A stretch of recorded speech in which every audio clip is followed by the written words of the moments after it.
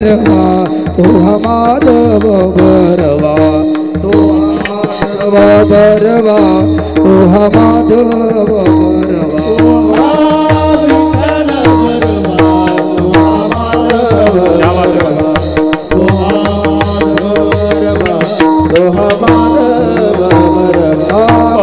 सुकृताची जोडी मनोनी विठ्ठली आवडी मनोनी विठ्ठली आवडी मनोनी विठ्ठली आवडी सुकृताची जोडी विठ्ठली आवडी मनोनी विठ्ठली आवडी तो हा विठ्ठल बरवा तो हा माधव बरवा तो हा माधव बरवा तो हा माधव बरवा तो हा विठ्ठल बरवा तो हा माधव बरवा तो हा माधव बरवा तो हा माधव बरवा सर्व सुखाचे आगर सर्व सुखाचे आगर सर्व सुखाचे आगर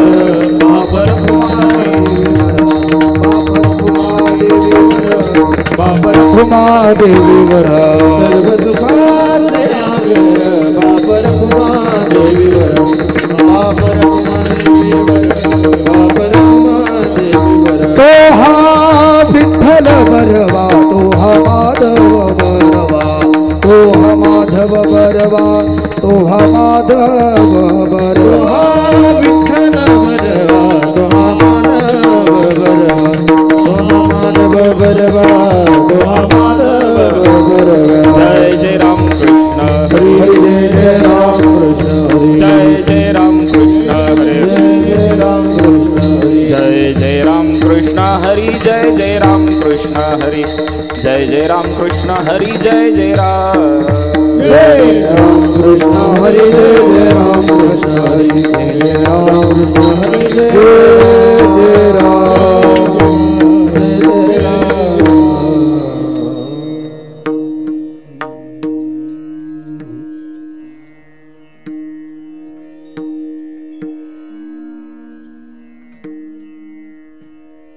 धन्याजी दिन संत दर्शनाचा धन्य आजी दिन संत दर्शनाचा धन्य आजी दिन संत दर्शनाचा धन्य आजी दिन संत दर्शनाचा अनंत जन्मीचा शिर गेला अनंत जन्मेचा सीन गेला अनंत जन्मेचा सीन गेला धन्य आजी दिन संत दर्शनाचा धन्य आजी दिन संत दर्शनाचा आजी दिन संत दर्शनाचा आजी दिन संत दर्शनाचा अनंत जन्मीचा शिर गेला अनंत जन्मेचा सीन गेला अनंत जन्मेचा सीन गेला मज वाटे त्यासी आलिंगन द्यावे मज वाटे त्यासे आलिंगन द्यावे मज वाटे त्यासी आलिंगन द्यावे मज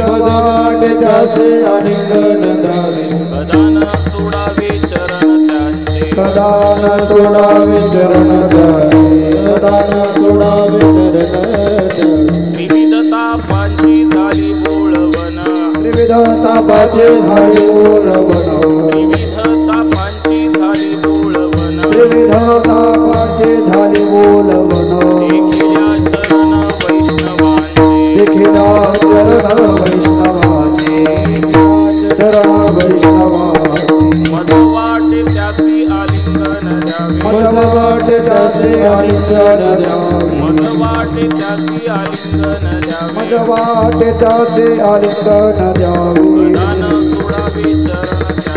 कदान सोडावे चरण त्यांचे कदान सोडावे चरण त्याचे एका जनार्दनी घडो त्यांचा संग एका जनार्दने घडो त्यांचा संग एका जनार्दनी घडो त्यांचा संग एका जनार्दने घडो त्यांचा संग न भावा वियोग जन्मोजन्मी न भावा वियोग जन्मोजन्मी न भावा वियोग जन्मोजन्मी एका जनार्दनी घडो त्यांचा संग एका जनार्दने घडो त्यांचा संग एका जनार्दनी घडो एक जनार्दनी घडत्या प्रसन्न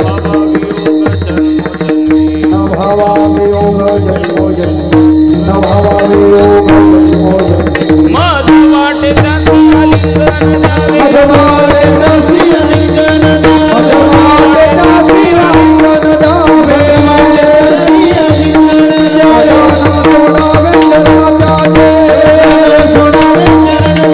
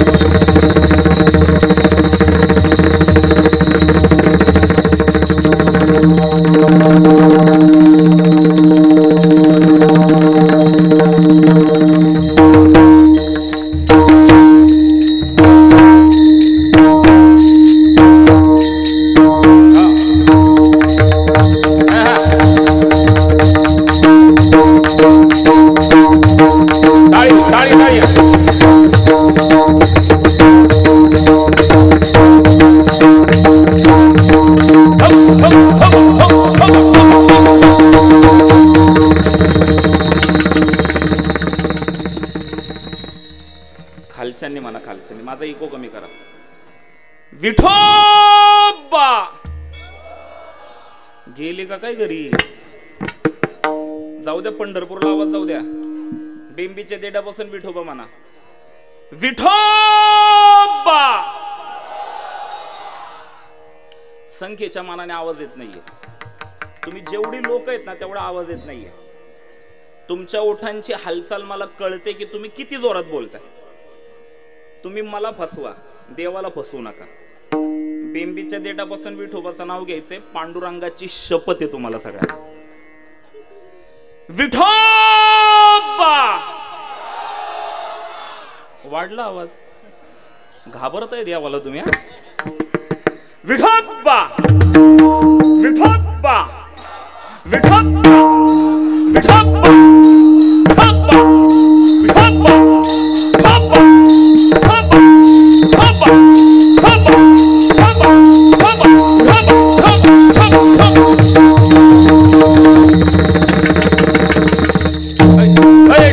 उडी उडी.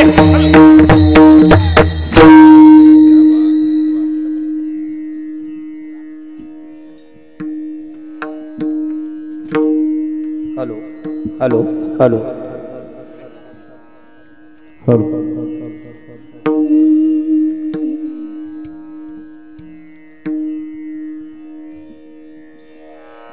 धन्याजी दीन संत दर्शनाचा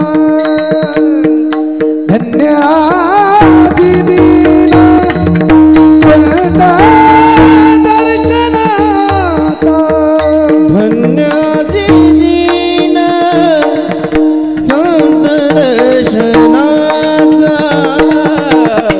धन्याजी दीन संत दर्शनाचा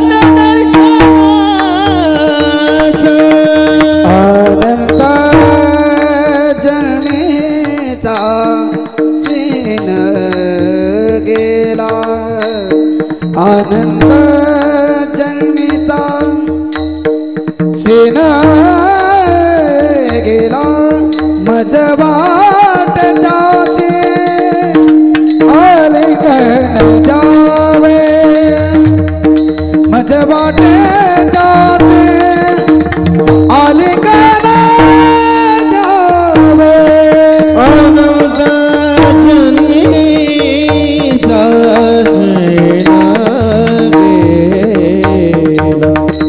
अनंत जन्मीचा शिन गेला मज वाटे त्यासी आलिंगन द्यावे मज वाटे त्यासी आलिंगन द्यावे कधन सोडावे चरण त्याचे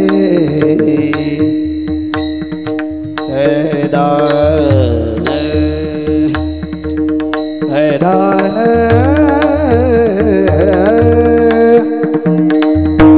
सोडावे चरण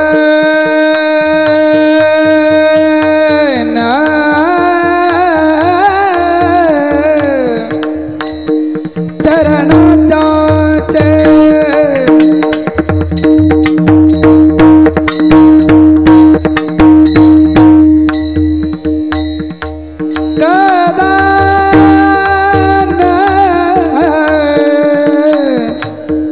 सोडावे चरण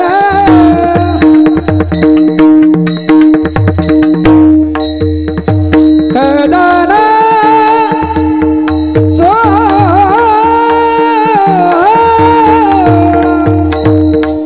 चरण त्याचे कदान सोडावे चरण त्याचे कदान सोडावे चरण त्याचे मज वाट त्यासी आलिंगन द्यावे मज वाट त्याची मज वाट त्यासी आलिंगन द्यावे दान सोडावे चरण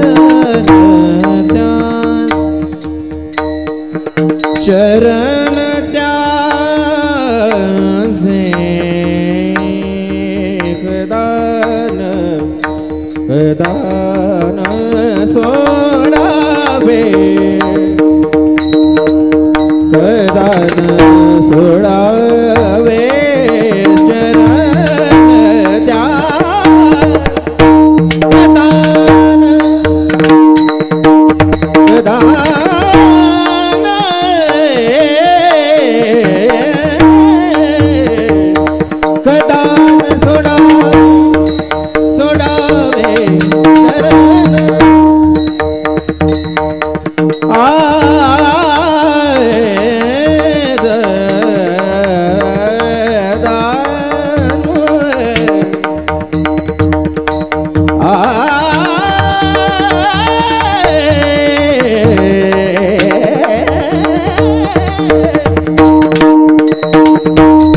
कदान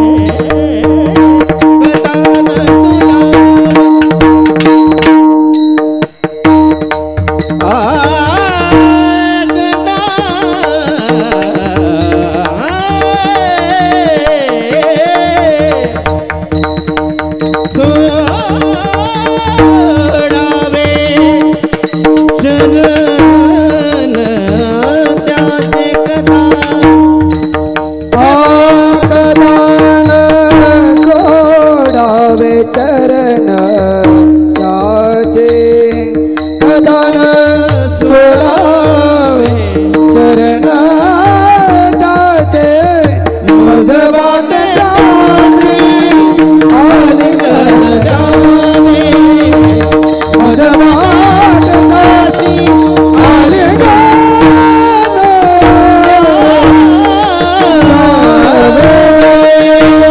द्यावे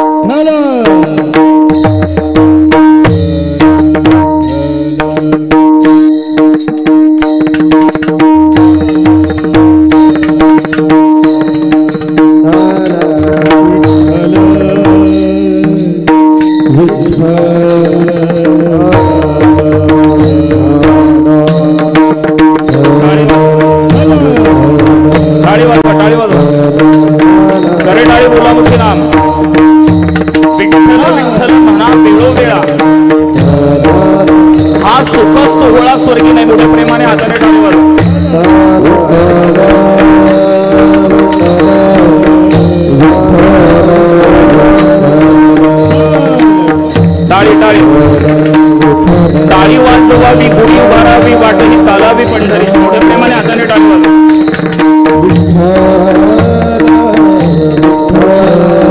टाळी टाळी.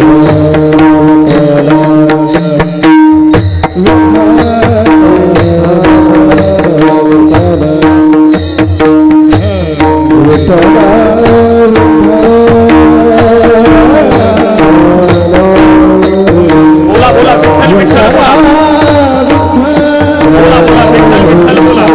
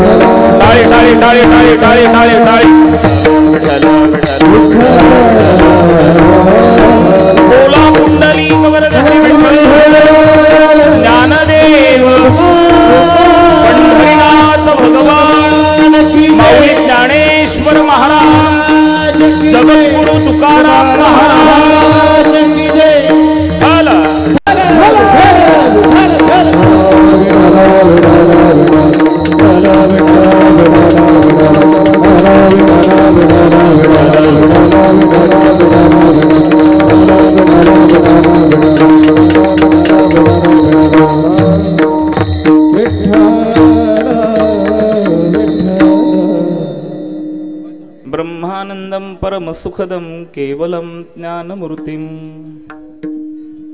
द्वन्द्वातीतं गगनसदृशं तत्त्वमस्याधिलक्षणम् एकं नित्यं विमलमचलं सर्वाधि साक्षिभूतं भावातीतं त्रिगुणरहितं सद्गुरुं तन्नमामि। गुरुर्ब्रह्मा गुरुर्विष्णु गुरुर्देवो महेश्वरा गुरुः साक्षात् परब्रह्म तस्मै श्री गुरुवे नमः। नमन श्री एकदंता नमन श्री एकदंता एकपणे तूची आता एकी दाविसी अनेकता परी एकात्मता नमुडे। ओंकार स्वरूपा सद्गुरु समर्था ओंकार स्वरूपा सद्गुरु समर्था अनाथांच्या नाथ तुझ नमो। ओम नमो ज्ञानेश्वरा ओम नमो ज्ञानेश्वरा करुणा करा दयाळा तुमचा अनुग्रह लाधलो पावन झालो चराचरी। मी कळा कुसरी काहीच नेने मी कळा कुसरी काहीच नेने बोलतो वचने अतिभाविका तुमचा अनुग्रह लाधलो पावन झालो चराचरी। एका जनार्दनी तुमचा दास एका जनार्दनी तुमचा दास त्याची आस पुरवावी तुमचा अनुग्रह लाधलो पावन झालो चराचरी। विठ्ठल विठ्ठल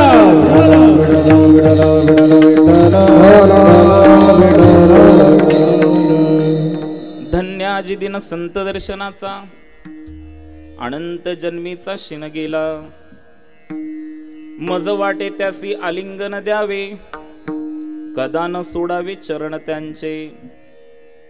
त्रिविध तापांची झाली बोळवण देखिल्या चरण वैष्णवांचे मज वाटे त्यासी आलिंगन द्यावे कदा न सोडावे चरण त्यांचे। एका जनार्दनी घडो त्यांचा संग न व्हावा वियोग जन्मोजन्मी मज वाटे त्यासी आलिंगन द्यावे, कदा न सोडावे चरण त्यांचे. निवृत्ती ज्ञान देव सोपान मुक्ताबाई, एकनाथ नाम देव तुकाराम. निवृत्ती नामदेव सोपान टाळी वाजवा, टाळी. एकनाथ नामदेव तुकाराम. हरी हरी निवृत्ती ज्ञान देव सोपान मुक्ताबाई, एकनाथ नाम देव तुकाराम. निवृत्ती नामदेव सोपान मुक्ताबाई, एकनाथ नामदेव तुकाराम. हरी हरी निवृत्ती ज्ञान देव सोपान मुक्ताबाई, एकनाथ नाम देव तुकाराम. निवृत्ती नामदेव सोपान मुक्ताबाई, एकनाथ नामदेव तुकाराम. तुकाराम. धन्य आजी दिन संत दर्शनाचा, अनंत जन्मीचा शिन गेला. मज वाटे त्यासी आलिंगन द्यावे, कदा न सोडावे चरण त्यांचे. विश्वमांगल्याचं स्वप्न उराशी बाळगून अखिल मानव जातीच्या कल्याणाकरिता ज्यांनी गीतेवर ब्रह्मानंदाची लहरी प्रकट केली, असे ज्ञानी यांचे राजे, योगी यांची माऊली, कैवल्य साम्राज्य चक्रवर्ती संत शिरोमणी माऊली महावैष्णव ज्ञानोबाराय भगवान. ज्ञानोबारायांनी वारकरी संप्रदायाचा भागवत धर्माचा ज्ञानाने पाया रचला. ज्ञानदेवे रचिला पाया, उभारेले देवालया. संतश्रेष्ठ ज्ञानेश्वर महाराजांनी वारकरी संप्रदायाचा पाया तर ज्ञानाने रचला, पण या संप्रदायाला भक्तीचा आधार ज्यांनी दिला व ज्यांच्याकडे आपण संतश्रेष्ठ ज्ञानेश्वर महाराजांचा अवतार म्हणून पाहतो, असे पैठण निवासी शांती ब्रह्मश्री संत एकनाथ महाराज. आणि एकनाथ महाराजांचा संतपर प्रकरणातील एक अतिशय सुंदर असणारा हा अभंग आज हरिकीर्तन रूपी सेवेसाठी आपल्या समोर घेतलेला आहे. विठ्ठल विठ्ठल.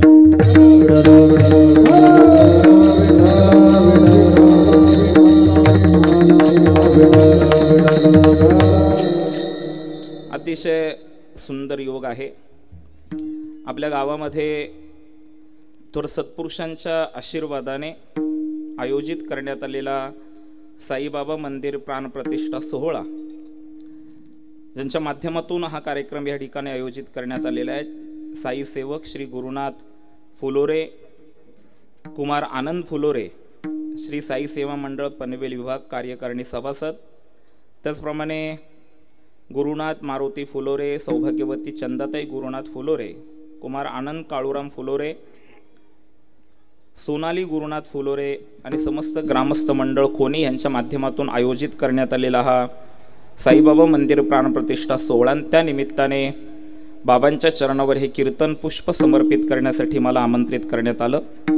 ज्यांच्या माध्यमातून आमंत्रित करण्यात आलं ते माझे बंधुराज हरिभक्तीपरायण जयेश महाराज भाग्यवंत. त्याचप्रमाणे आज मृदुंग साथीसाठी जे उपस्थित आहेत ते आदरणीय माझे जिवलक परमार्थ स्नेही, इथं येईतोपर्यंत ज्यांनी सातत्याने माझ्याशी संपर्क ठेवला ते माझे जिवलक परमार्थ स्नेही नितेश भाऊ ठुंबरे, कुमार अमित घरत, दशरथ महाराज केने, भूषण महाराज देशमुख आदी करून उपस्थित टाळकरी, उपस्थित माता पिता बंधू भगिनी तरुण मित्र, आपणा सर्वांच्या चरणावर नतमस्तक होतो आणि अभंग चिंतनाला प्रवृत्त होतो. विठ्ठल विठ्ठल. अतिशय सुंदर मंदिर बांधलेलं आहे. मंदिराच्या विषयी आपण बोलत असताना नेहमीच आम्ही कीर्तनकार मंडळी सांगत असतो, म म्हणजे मंगलता, दी म्हणजे दिव्यता आणि र म्हणजे रम्यता. जिथे गेल्यानंतर मंगलता, दिव्यता आणि रम्यता अनुभवण्यास मिळते त्याला मंदिर म्हटलेलं आहे. साईबाबांच्या चरण सान्निध्यामध्ये गेल्यानंतर ती मंगलता, दिव्यता आणि रम्यता मिळाली. आणि ह्या सोहळ्यामध्ये आपण सर्वजण सहभागाचाच विषय अंतःकरणामध्ये निरातिशय प्रेम आहे. प्रातिनिधिक स्वरूपात बंधुराज हरिभक्तीपरायण जयेश महाराज भाग्यवंत यांचा मी नामोल्लेख प्रारंभीच केला. पुन्हा पुन्हा आपल्या सर्व म्हणजे कोणी माझ्याविषयी गैरसमज करून घेऊ नये की महाराजांनी नाव माहिती असूनही घेतलं नाही. ती नाराजी सध्या पारमार्थिक क्षेत्रामध्ये भयंकर पाहायला मिळते. त्याच्यामुळे आपण नाराज होणार नाही. आपणा सर्व पारमार्थिकांच्या चरणावर पुन्हा एकदा नतमस्तक होतो. शांतीब्रह्म एकनाथ महाराजांचा अभंग सेवेसाठी घेतलेला आहे. अभंग सर्वांच्या पाठातला आहे. साईबाबांच्या मूर्तीच्या प्राणप्रतिष्ठा सोहळ्यानिमित्ताने या ठिकाणी आपण सर्वजण उपस्थित आहोत. संत हा शब्द याच्यामध्ये आलेला आहे. शांतीब्रह्म एकनाथ महाराजांचा अभंग आहे. अभंगाला प्रारंभ करण्यापूर्वी 4 सूचनाला देतो. पहिली सूचना आहे, आपण हरिकीर्तन ऐकण्यासाठी बसलेलो आहोत. त्यामुळे पाठीचा कणा ताठ करून बसा, म्हणजे व्यवस्थित बसा. दुसरी सूचना, माझं कीर्तन म्हणजे संवाद आहे. प्रपंचामध्ये वाद असतो आणि परमार्थामध्ये संवाद असतो. इथून पुढे 1 तासभर साधारणपणे 9, 9:15 पर्यंत मी बोलेल, आपण बोला आणि माझं कीर्तन ऐका. तिसरी सूचना, इथून पुढे 1 तासभर मी आपल्या समोर उभा राहून आपल्याला साद घालेल. खाली बसून आपण मला प्रतिसाद द्यायचा आहे. मग हा प्रतिसाद तुम्ही देणार कसा, तर माझं बोलणं चालू असताना तुम्ही फक्त इतकी मान हलवत राहायची, म्हणजे मला बरं वाटेल की तुम्ही कीर्तन ऐकताय. मी तुमच्याकडे पाहिल्यानंतर मान हलवायला सुरुवात करायची. चला ताट बसा, माझ्या प्रश्नाचं उत्तर द्या, मला आवाज आला पाहिजे. खरं तर हे अंतरच खूप झालेलं आहे. कीर्तनकारांमध्ये आणि श्रोत्यांमध्ये एवढं अंतर नसलं पाहिजे. मी नितेश भाऊंना सांगितलं आपण खाली कीर्तन घेऊ, पण ॲडजस्टमेंट करायला तासभर गेला असता, म्हणून आपण इथं ॲडजस्ट केलं.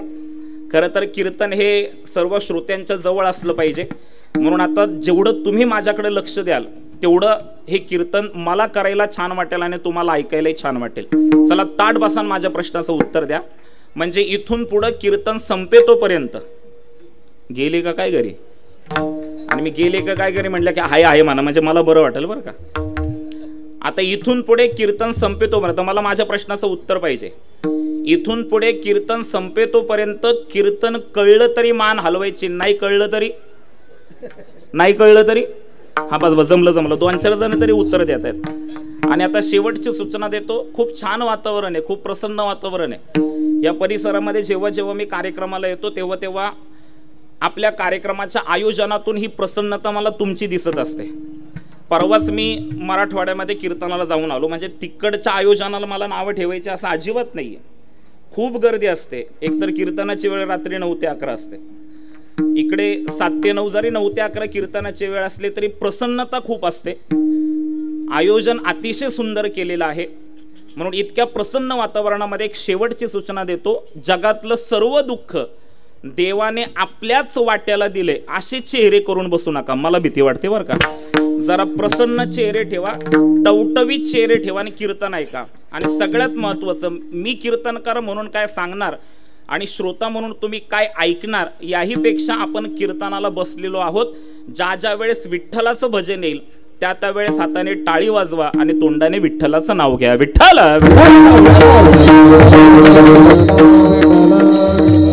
शांतीब्रह्म एकनाथ महाराजांचा अभंग सेवेसाठी घेतलेला आहे. संतांच्या दर्शनाने प्राप्त झालेली धन्यता शांतीब्रह्म एकनाथ महाराज या अभंगामधून सांगतात. भूमी संतांची आहे.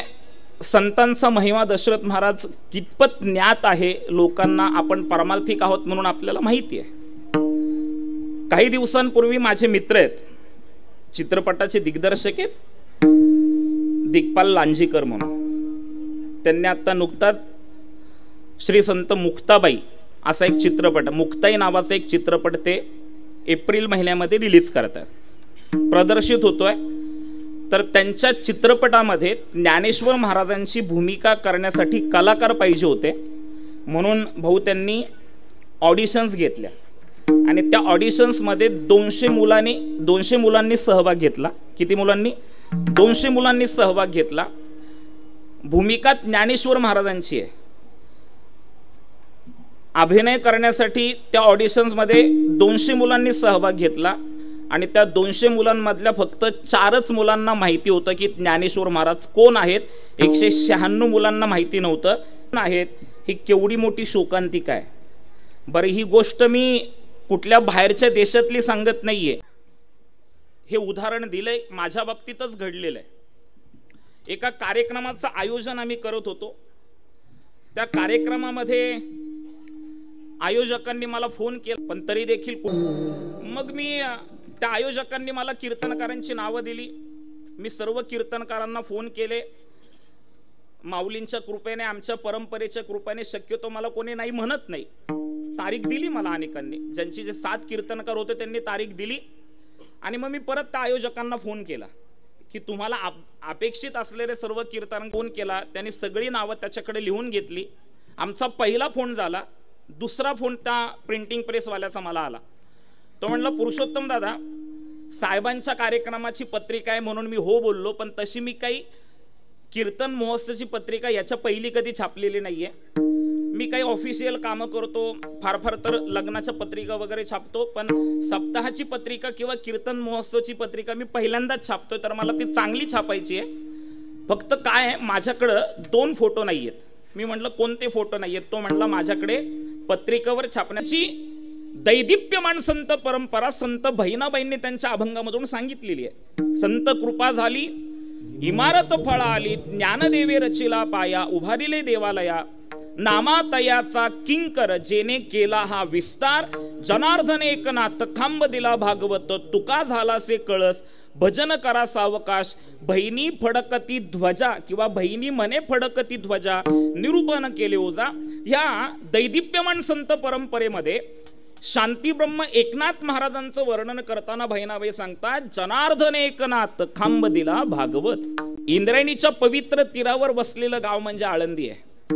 अलम ददाती इथे अलंकावती, पुरे म्हणेपर्यंत जिथं सुख मिळतं, पुरे म्हणेपर्यंत जिथं ज्ञान मिळतं, पुरे म्हणेपर्यंत जिथं प्रेम मिळतं, तिला आळंदी म्हटलेलं आहे. तुमच्या सर्वांच्या पाठातला अभंग आहे, आळंदी हे गाव पुण्यभूमी ठाव, दैवताचे नाव सिद्धेश्वर, 84 सिद्धांचा सिद्ध बेटी मेळा, तो हा सुख सोहळा काय वर्णू, विमानांची दाटी पुष्पांचा वर्षाव, स्वर्गहुनी देव करिताती किंवा स्वर्गाहुनी देव करिताती, नामा म्हणे देवा चला तया ठाया, विश्रांती घ्यावया कल्पवरी. आळंदीमध्ये आले, माऊली ज्ञानोबारांच्या संजीवन समाधीचा शोध घेतला, नंदी बाजूला सरकवला, विवराच्या द्वारे आतमध्ये समाधी स्थानापर्यंत गेले. आतमध्ये जाऊन पाहतायत तर काय, कैवल्य साम्राज्य चक्रवर्ती ज्ञानेश्वर महाराज समाधीस्थ अवस्थेमध्ये बसलेले आहेत आणि ज्ञानेश्वर महाराजांच्या कंठाला आजान वृक्षाची मुळी लागली आहे.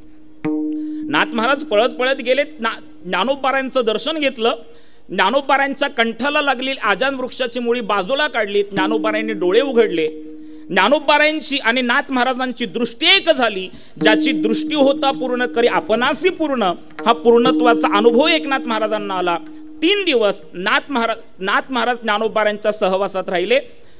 कृपा प्राप्त करून ज्ञानोबारांपासून 3 दिवसांनी नाथ महाराजांनी निरोप घेतला.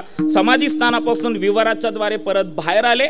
नंदी होता तसा सरकवला आणि एका ठिकाणी बसले. कुठे बसले? आपण महाद्वारातून आतमध्ये गेलात, डाव्या बाजूला वळलात की हैबत बाबांच्या बाहेर तिथे समोर जो ज्याला एकनाथ पार बोलला जातो तिथं नाथ महाराज बसले. नाथ महाराजांच्या डोळ्यातून अश्रू वाहू लागले. समवेत आलेल्या लोकांनी विचारलं, नाथ महाराज नक्की घडलं काय? तुम्ही मध्यरात्री उठलात, आम्हाला घेऊन आळंदीला आलात, नंदी बाजूला सरकवायला लावलात, आम्हाला बाहेर थांबायला लावलं, विवराच्या द्वारे आतमध्ये गेलात, 3 दिवस आतमध्ये होतात, आता बाहेर आलायत, परत नंदी होता तसं सरकवलाय आणि इथे येऊन बसून रडताय, नक्की काय झालं? तेव्हा ती संपूर्ण घटना नाथ महाराजांनी एक अभंगामध्ये सांगितली. श्री ज्ञान देवे येऊनी स्वप्नात सांगितली मात मज लागी. माझ्या स्वप्नात ज्ञानेश्वर महाराज आले. गेले का काय घरी? तुम्ही किती वाऱ्या केल्यात, आलेत का माऊली स्वप्नामध्ये? नाही येत माऊली स्वप्नामध्ये. पांडुरंग नाही येत आपल्या स्वप्नामध्ये. आपली स्वप्न घरी जाऊन विचार करा. श्री ज्ञान देवे येऊनी स्वप्नात, माझ्या स्वप्नामध्ये ज्ञानेश्वर महाराज आले. सांगितली मात मज लागी. मला एक गोष्ट सांगितली. दिव्य तेज पुंज मदनाचा पुतळा परब्रह्म केवळ बोलत असे, आजान वृक्षाची मुळी कंठासी लागली, येऊनी आळंदी काढवेगी, ऐसे स्वप्न होता आलो अलंकापुरी, तव नंदी माझारे देखेले द्वार, एका जनार्दनी पूर्व पुण्य फळले, श्री गुरु भेटले ज्ञानदेव. माझी गोष्ट संपली. मला शांतीब्रह्म एकनाथ महाराजांचा अधिकार सांगताना फक्त एवढंच सांगायचं आहे, कैवल्य साम्राज्य चक्रवर्ती ज्ञानेश्वर महाराजांनी संजीवन समाधीनंतर साक्षात म्हणजे प्रत्यक्ष दर्शन जर कोणाला दिलं असेल तर ते शांतीब्रह्म एकनाथ महाराजांना दिलंय. हा एकनाथ महाराजांचा अधिकार आहे. विठ्ठल विठ्ठल.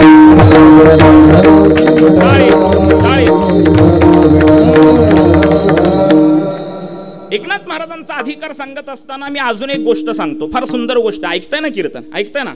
हा, फार सुंदर गोष्ट आहे. पैठणमध्ये एक माणूस राहत होता.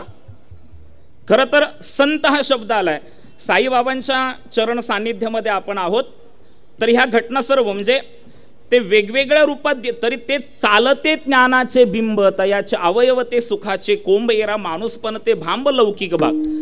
साईबाबांच्या चरण सानिध्यामध्ये बसलोय, पण संतांचे गुण आपल्याला सर्वांमध्ये पाहायला मिळतात. कोणाला संत म्हणावं? जे सन्मार्गाने वर्तन करतात, विद्या असून विनय ज्यांच्याकडे असतो, आणि जे जगाच्या कल्याणासाठी अवतार घेतात त्यांना संत म्हटलंय. जगाच्या कल्याणा संतांच्या विभूती, देह कष्टविती पर उपकारे, पर उपकार करणं हे ज्यांचं जीवित ध्येय आहे त्यांना संत म्हटलंय. मग संपूर्ण संत मांदियाळी, अगदी संत साईबाबांपर्यंत आपण जर गेलात तर जगाचं कल्याण व्हावं, जगाचं हित व्हावं म्हणून अवतार घेणारे हे संत आहेत. शांतीब्रह्म एकनाथ महाराजांच्या जीवनातला मी प्रसंग सांगतोय. पैठणमध्ये एक माणूस राहत होता. ऐकताय ना कीर्तन तुम्ही? पैठणमध्ये, माता भगिनींनो ऐका, पैठणमध्ये एक माणूस राहत होता आणि त्या माणसाकडं परीस होता. परीस. माता भगिनींनो, मी तुमच्या लेकरासारखा आहे, भावासारखा आहे. ऐकताय ना कीर्तन? माना हलवून सांगा मला, ऐकताय ना कीर्तन? पैठणमध्ये एक माणूस होता आणि त्याच्याकडे परीस होता. परीस काय करतो? तर परीस सोन्याला, गेल्या का काय घरी? परीस सोन्याला, तुम्ही जोपर्यंत बोलत नाही तोपर्यंत मी शांत बसतो. तुम्ही उत्तर दिल्यानंतर मग मी बोलायला लावतो. वाजू द्या 12, काही फरक नाही पडत. परीस काय करतो? सोन्याला, लोखंडाला सोनं करतो. मी काय माहितीये का, सोनं हा शब्द आला ना की मी माता भगिनींकडून बघून बोलत असतो. माझी आजी असं सांगायची, असं म्हणायची की बाईला इतकं सोनं आवडतं. मला माहिती नाही शब्द माझे तुम्हाला कळत आहेत की नाही कळत. माझी आजी असं म्हणायची, बाईला इतकं सोनं आवडतं की बाईच्या गळ्यामध्ये सोन्याचा पाटा आहे ना, इकडे पाटा वगैरे ते आहेत ना, पाटा वगैरे प्रकार. म्हणजे बाईला किती सोनं आवडतं, तुमच्यामध्ये तर ते आवडतं. बाईला किती सोनं आवडतं, माझी आजी म्हणायची बाईच्या गळ्यामध्ये सोन्याचा पाटा आणि वरवंटा करून बांधला तरी ती खरडड चालेल इतकं आवडतं. म्हणजे तुम्ही हसल्यात म्हणजे तुम्हाला पटलंय. मलाही आवडतं. जयेश महाराज, मला खूप आवडतं सोनं. भाऊ, मला खूप आवडतं सोनं. बोलायला काय हरकत आहे आता? आणि मी फार ट्रान्सपरंट कीर्तनकार आहे. मग जसं आहे तसंच आहे. माझे खायचे वेगळे आणि दाखवायचे वेगळे नाही. जयेश महाराज माझे खूप चांगले मित्र आहेत. मलाही आवडतं सोनं दशरथ महाराज, पण मी काढून ठेवलंय. पाकिटावर परिणाम व्हायला लागला. लोकांना वाटायला लागलेले श्रीमंत आहेच तसं मी, पण काय तरी पण आपलं सोनं आवडतं. आणि सोनं आवडणं काही गैर नाहीये मला असं वाटतं. सोनं आवडतं. काय झालं, मी विनोदाने, जयेश महाराज ऐकला असेल तुम्ही, अनेकांनी ऐकलं असेल. आमच्या PCMC मध्ये एकाने माझं प्रवचन ठेवलं गणपतीमध्ये. आमच्या पुणे जिल्ह्यामध्ये फार गोल्डन मॅन, पहिला आमच्या पुणे जिल्ह्यातला महाराष्ट्रात गोल्डन मॅन फेमस झाला स्वर्गीय आमदार रमेश भाऊ आंधळे. त्याच्यानंतर त्यांची भरपूर जणांनी कॉपी केली. तर एका गोल्डन मॅनने माझं प्रवचन ठेवलं. प्रवचन झाल्यानंतर नितेश भाऊ, तो माझा सन्मान करायला आला आणि मला मानधनाचं पाकिट द्यायला लागला. मी त्याला म्हटलं नको मला मानधनाचं पाकिट. ज्याच्या गळ्यामध्ये 1.5 किलो सोनं होतं त्याच्याकडून मी मानधनाचं पाकिट नाही घेतलं. तो म्हणला घ्या दादा, माझ्या आईची इच्छा होती तुमचं प्रवचन व्हावं. तुम्ही आला, 2 वर्ष झालं तुम्हाला बोलवतोय, तुम्ही आला नाही. 2 वर्ष मागे लागलो होतो तेव्हा तुम्ही आता कुठे माझ्याकडे प्रवचनाला आलात, या घ्या मानधन घ्या. मी म्हटलं नको. त्याला वाटलं कदाचित कमी भरले असतील. तो म्हणला दादा 20,000 रुपये भरलेत प्रवचनाचे, कमी वाटत असतील तर अजून 10,000 रुपये भरतो. मी त्याला म्हटलं तुम्ही 30,000 भरले, 35,000 रुपये भरले तरी देखील मला तुमच्याकडून मानधनाचं पाकिट नको.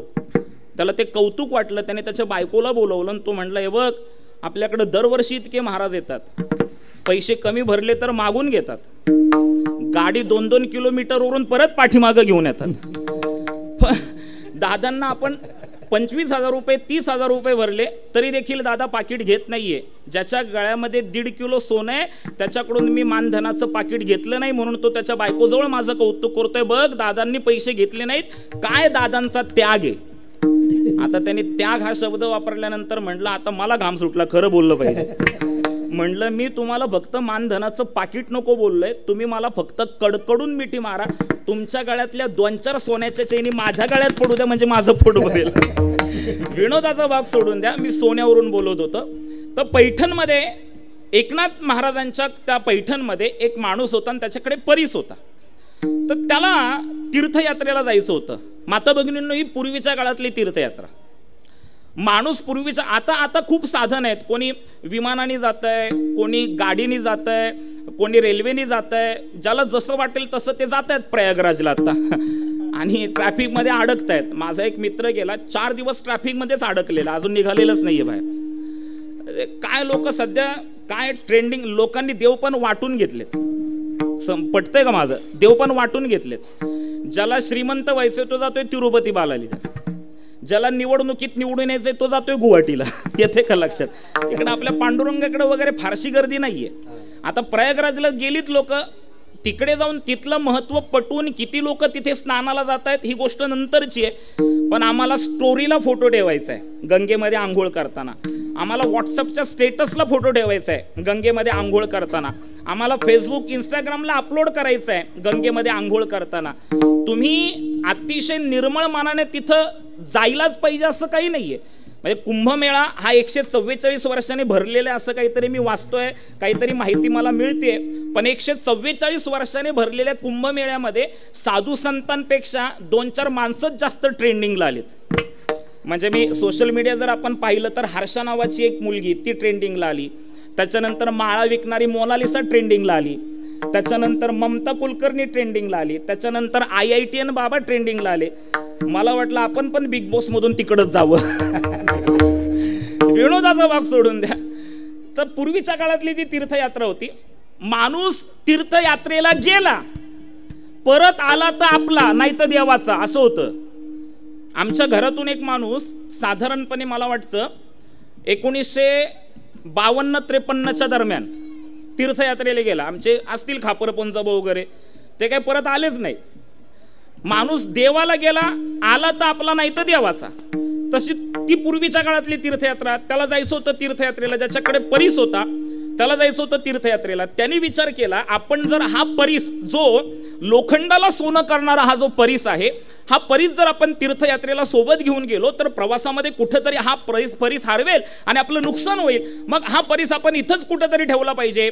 कुठं ठेवायचा? आपल्या घरातल्या लोकांवर पण आपला विश्वास नाहीये. मग आपल्या गावामध्ये विश्वास असणारी फक्त एकच व्यक्ती आहे, ती म्हणजे एकनाथ महाराज. तो एकनाथ महाराजांकडे गेला आणि एकनाथ महाराजांना बोलला, नाथ महाराज माझ्याकडे हा परीस आहे, मी चाललो तीर्थयात्रेला, 1.5 वर्षांनी मी परत येणार आहे, मी येईतोपर्यंत हा परीस तुमच्याकडे ठेवा. एकनाथ महाराज म्हणले, तुझा हा परीस मला नकोय, तो तुझ्याकडेच ठेव किंवा तुझ्या घरात ठेव. त्याने एकनाथ महाराजांचा हात धरला, एकनाथ महाराजांच्या हातात परीस ठेवला आणि एकनाथ महाराजांना बोलला, नाथ महाराज हा परीस तुमच्याकडेच राहील, 1.5 वर्ष हा परीस तुमच्याकडे राहणार आहे, मी येईतोपर्यंत फक्त हा परीस तुमच्याकडे ठेवू नका, या परीसाचा तुम्ही उपयोग केला तरी चालेल. ऐकताय का तुम्ही कीर्तन? या परीसाचा उपयोग केला तरी चालेल. याचा अर्थ काय? त्याने एकनाथ महाराजांना सांगितलं, तुम्ही या परीसाचा उपयोग करा, म्हणजे तुमच्या घरात जेवढं लोखंड आहे त्याचं काय करून घ्या, सोनं करून घ्या. आता हे वाक्य ऐकल्यानंतर इथं कोणाला तरी वाटलं असेल, त्यावेळेस आपण पाहिजे होतो, नाहीतर आत्ता परीस पाहिजे होता.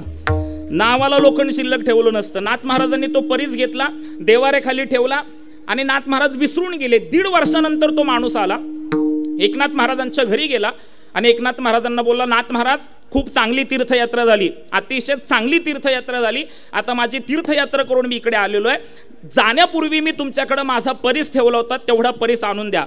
एकनाथ महाराजांना तेव्हा आठवलं, अरे बाबा ह्याने आपल्याकडे एक परीस ठेवलाय, तो आपण देवाऱ्याखाली ठेवलाय. एकनाथ महाराजांनी उद्धवाला आवाज दिला, उद्धव पळत पळत आला. जी महाराज, ज्याचा परीस होता तो तिथेच आहे. जी महाराज, काय नाही रे बाळा, आपल्या देवाऱ्याखाली एक वस्तू ठेवली आहे, ती वस्तू आण, ती वस्तू ह्या व्यक्तीची आहे, ह्या माणसांची आहे, यांना देऊन टाक. उद्धवाला आठवलं की देवाऱ्याखाली काहीतरी वस्तू होती. उद्धव एकनाथ महाराजांना सांगतोय, ज्याचा परीस होता तो पण ऐकतोय. उद्धव एकनाथ महाराजांना सांगतोय, नाथ महाराज देवाऱ्याखाली काहीतरी होतं बरं का, पण ती काय वस्तू होती हे मला माहिती नव्हतं. बऱ्याच दिवस देवाऱ्याखाली ती वस्तू होती, मला वाटलं काही कामाची नसेल, निरुपयोगी असेल, म्हणून ती देवाऱ्याखालची वस्तू मी भगवंताच्या निर्माल्याबरोबर, भगवंताच्या फुलांबरोबर गोदावरी नदीमध्ये टाकून दिली. ऐकतंय ना कीर्तन? कुठं टाकला तो परीस? नदीत टाकला. ज्याचा होता तो तिथंच होता. त्याला जेव्हा कळलं की आपला परीस कुठं टाकलाय, नदीत टाकले, त्याला गुदगुल्या झाल्या असतील का महाराज, त्याची तळपयाच्या मस्तकाला गेली आणि तो एकनाथ महाराजांना बोलू लागला, काय महाराज, हा एक टोने बर का लोकांचा आत्ताच्या, काय महाराज बोलला की समजायचा आपला द्वेष करणारा माणूस आपल्याला भेटलाय म्हणून.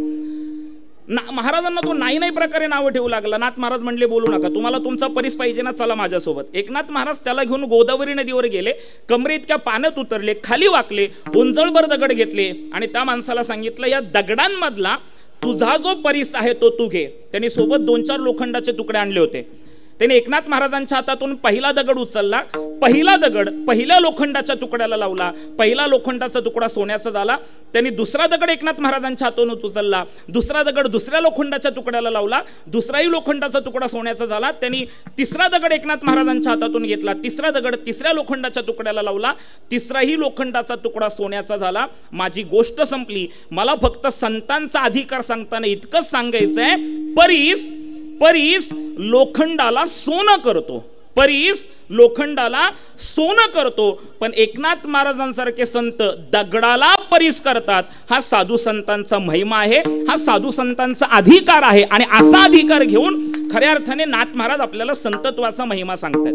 नाथ महाराजांचं जीवनचरित्र जर आपण पाहिलं तर नाथ महाराज भानुदासांच्या पवित्र कुळामध्ये जन्माला. आता वंदू भानुदासा, जो का पितामहांचा पिता, ज्याचे वंश भगवंता झाला प्रियकर सर्वता, जेने बाळपणे आकळीला भानू, स्वय झाला चित भानू, असं ज्यांचं वर्णन आहे. भानुदासांच्या मुलाचं नाव चक्रपाणी, चक्रपाणीच्या मुलाचं नाव सूर्यनारायण, आणि सूर्यनारायण रुक्मिणी मातेच्या पोटी एकनाथ महाराजांचा जन्म झाला. मूळ नक्षत्रावर जन्माला आले. काही दिवसाच्या अंतरात आई वडील मरण पावले. सांभाळ आजी आजोबांनी केला. 6 वर्षाचे झाले, व्रतबंध झाला. आणि 6व्या वर्षी 7व्या वर्षी एकनाथ महाराजांना तळमळ लागली, माझा उद्धार कोण करेल, माझा उद्धार कोण करेल. वेदाध्ययन चालू होतं. म्हणता म्हणता 12 वर्षाचे झाले. 12 वर्षाच्या कालावधीमध्ये ती तळमळ जास्त वाढली की माझा उद्धार कोण करेल, माझा उद्धार कोण करेल, माझा उद्धार कोण करेल. नाथ महाराजांना दृष्टांत झाला, तुला तुझा उद्धार करून घ्यायचा असेल तर दौलताबादमध्ये देवगडावर जनार्दन स्वामी नामक सत्पुरुष राहतात, त्यांच्या चरणावर नतमस्तक हो. नाथ महाराज देवगडावर गेले. तिथे जनार्दन स्वामींचं दर्शन झालं. जनार्दन स्वामींची आणि एकनाथ महाराजांची दृष्टी एक झाली आणि त्यावेळेस नाथ महाराजांना अनुभव आला. तोच अनुभव एकनाथ महाराज अभंगाच्या पहिल्या चरणात.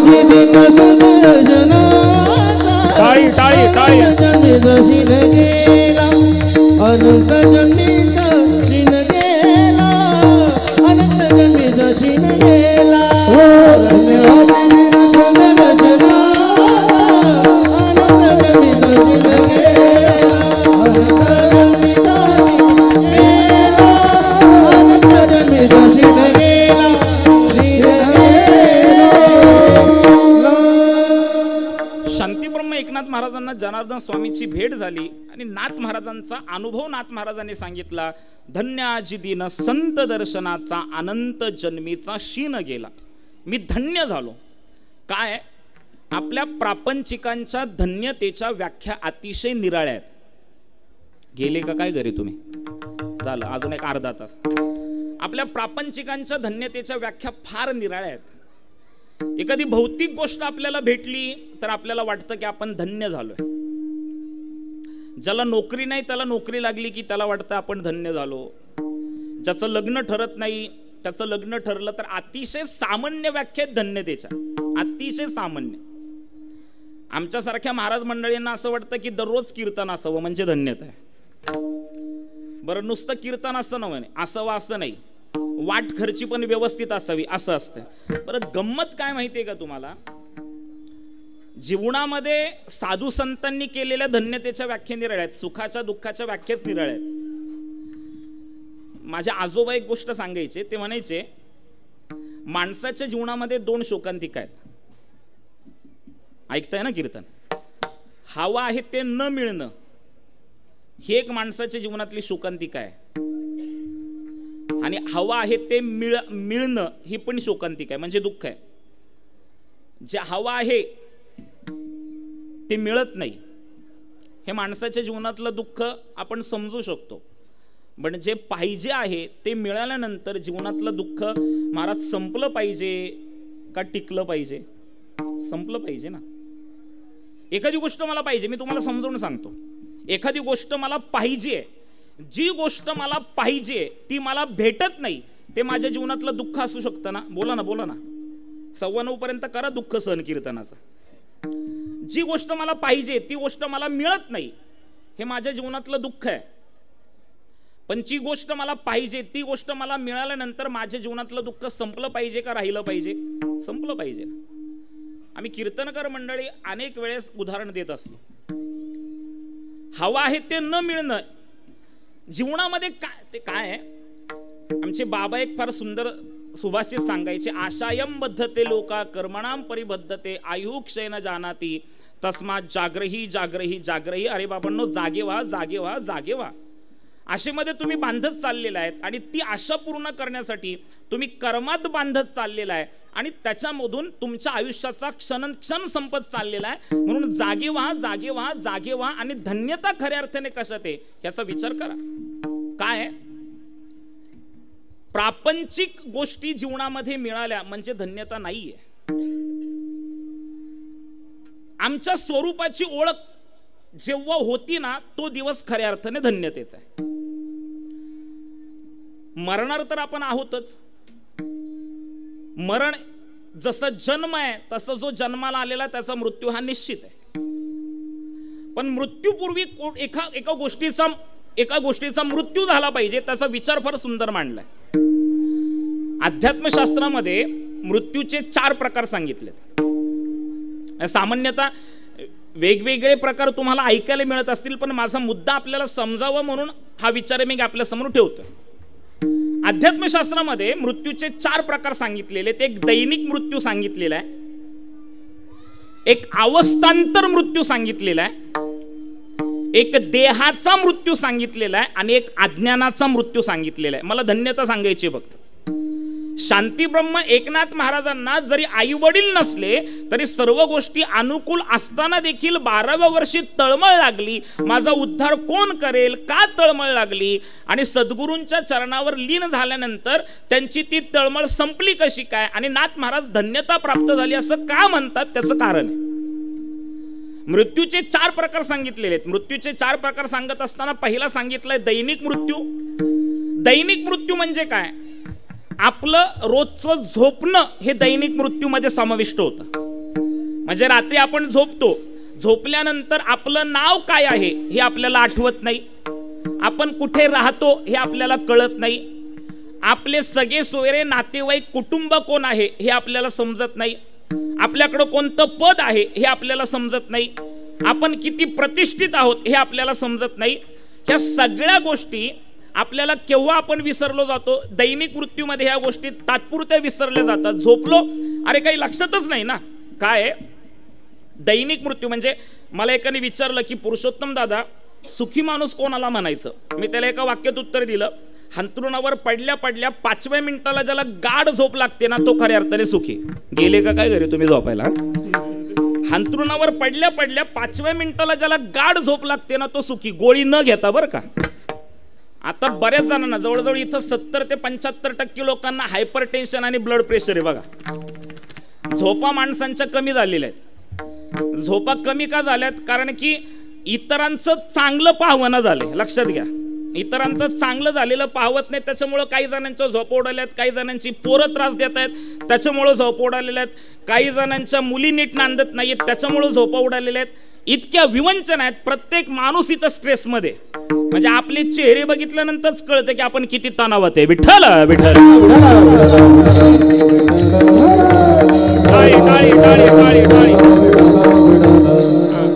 आपले चेहरे सांगतात आपण किती तणावात आहे. माझ्या सहित आपण सगळे काही ना काहीतरी तणावात आहे. अंथरुणावर पडल्या पडल्या 5व्या मिनिटाला झोप लागत असेल तर समजावं की आपण खऱ्या अर्थाने सुखी आहोत. बरं, नाही आपण सुखी. काय काय माहितीये का, माझी आजी 103 वर्षाची झाली मग तिने जगाचा निरोप घेतला. मला नेहमी तिचं आश्चर्य वाटायचं. बरं, ती अंथरुणावर पडल्या पडल्या तिला गाढ झोप लागायची. मी अनेक वेळेस गावाला गेलो राहिला, त्यावेळेस मला कौतुक वाटायचं. 103 वर्षाची असताना ती अचानकच अशी गेली. काय फारशी आजारी वगैरे पडली आणि मग तिने निरोप घेतला असं अजिबात नाहीये. एकदा 92-93 वर्षी ती अतिशय सिरियस झाली, खूप सिरियस झाली. पूर्वीची माणसं 100-100 103 वर्ष जगायचे. मी ज्यांच्याकडे पखवाज शिकलो, नितेश भाऊ, वारकरी संप्रदायातलं मोठं नाव आहे. तुम्ही पुण्यात आलात तर 2 नावं तुम्हाला पुण्यात ऐकायला मिळतात. एक पांडुरंगाप्पा दातार आणि तुकारामजी भूमकर. आळंदीत आला की पखवाजाच्या क्षेत्रामध्ये एक नाव सर्वतोमुखी आहे आजपर्यंत, आणि इथून पुढे ते राहील. जोपर्यंत पखवाज आहे तोपर्यंत ते राहील. सद्गुरू जोग महाराज वारकरी शिक्षण संस्थेचे अध्यापक, वैकुंठवासी गुरुवर्य पांडुरंग महाराज वैद्य तथा पूजनीय वैद्य बाबा. अजून एक नाव पद्मश्री शंकर बापू आपेगावकर. बंकट स्वामींच्या कीर्तनामध्ये बापू पखवाज वाजवायचे. ह्या सगळ्यांना ज्यांनी पखवाज शिकवला, तुम्हाला ते नाव माहिती असेल, वैकुंठवासी गुरुवर्य बाबूरावजी डवरी गुरुजी. 103 वर्षाचे झाले आणि मग गेले. 103 वर्षाचे. मला आश्चर्य वाटायचं, 103 वर्षाची माणसं जगली. पूर्वीची माणसं जगत होती, आत्ता माणसं जगत नाहीयेत. परवाच मी एक व्हिडिओ पाहिला. ते लग्न होतं, नवरीच्या दारात घोड्यावर बसून गेला आणि घोड्यावरच त्या माणसाला हार्ट अटॅक आला.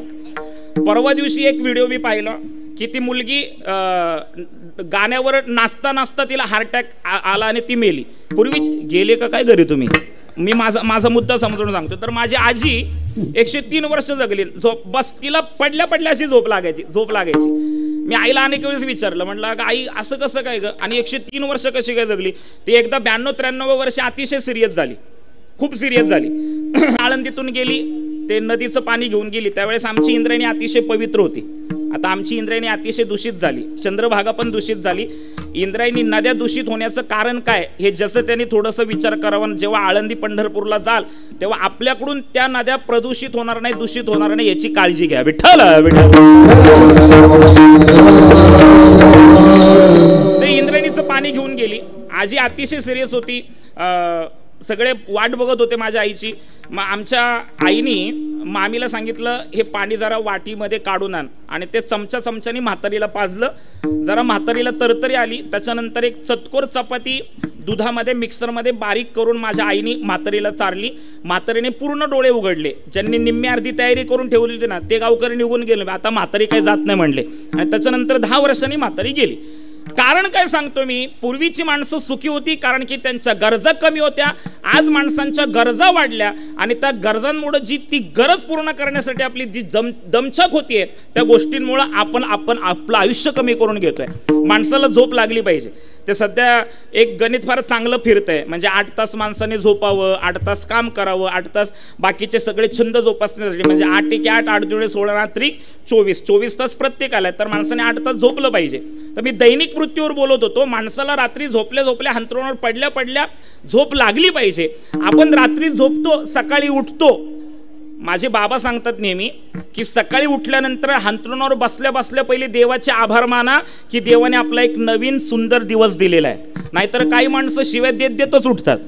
काही दोघांची कंबर दुखते, गुडघे दुखतात, काही माणसं आरडत ओरडतच उठतात. पण सकाळी उठल्या त्या देवाचं स्मरण करा की देवा तुम्हाला एक चांगला नवीन दिवस दिलाय जगण्यासाठी आणि त्या जगण्याचं सोनं करा. दैनिक मृत्यू मी सांगितला. दुसरा मृत्यू आहे अवस्थांतर मृत्यू. अवस्थांतर मृत्यू काय?